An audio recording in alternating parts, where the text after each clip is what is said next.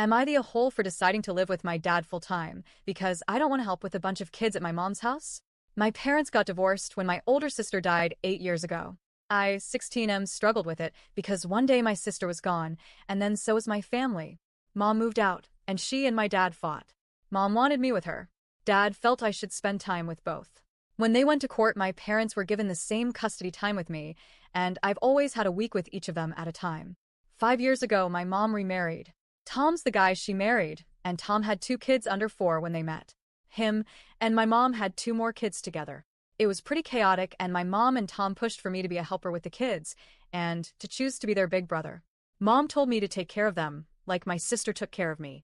And she was always correcting me for saying half-sibling or step-sibling. We had lots of fights about it. I love my mom a lot, but I think we had different ways of coping with my sister's death. She wanted to move forward with Tom, and the kids being our family the same as Dad and my sister were. She hated that I didn't call Tom Dad. And she hated when I'd go for Dad's parenting time. She tried to get sole custody a few times. I could never see my stepfamily the same. They could never take that same place for me. I was never going to call someone else Dad either or stop being Dad's kids because she wanted me to pretend with Tom. I think I never got beyond accepting that they were there and tolerating the fact that Mom's family had moved on and that I had half and step-siblings. I never really bonded with them, but I was kind and I didn't take my issues out on them. Tom's ex died in February, and my mom and Tom decided to take in her other kids, who are similar ages to my half-siblings. Because of all the changes it meant, I was supposed to share with 3 other kids. My mom wanted me to really step up and help and be a good older brother and role model. She said the new boy would need me the most, and I'd need to take him under my wing.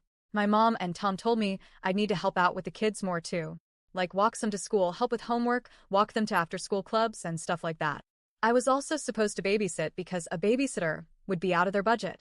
It was all way more than I wanted to do, so I asked Dad if I could live with him, and he said yes.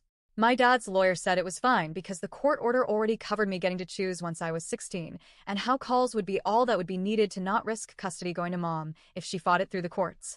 So I call my mom and accept calls from Mom twice a week. She's always so angry when we talk. She told me she was disappointed in me repeatedly and wanted to have a good reason why I was refusing to spend any time at her house. I told her I didn't want to help with all those kids. Mom corrected me and said my siblings, and I told her no, not my siblings. I told her we'd argued before about that, and I didn't want to. She told me we argue because I won't let go and accept that my family has changed, and she told me now I was being extra selfish and hurting the 4 siblings I always had and refusing to even try and be there for the 3 new ones. She told me family comes together at times like these, and I ran away. She told me if she could love them all and move on from my sister's death, then so could I. It pissed me off, and I ended the call, and I redirect any conversation now to talk about other stuff. But my mom still makes it clear she doesn't like that I went from living with Dad 2 weeks a month to 4 weeks a month, and she only gets calls and no visits, and the kids will grow up hardly knowing me. Am I the a-hole?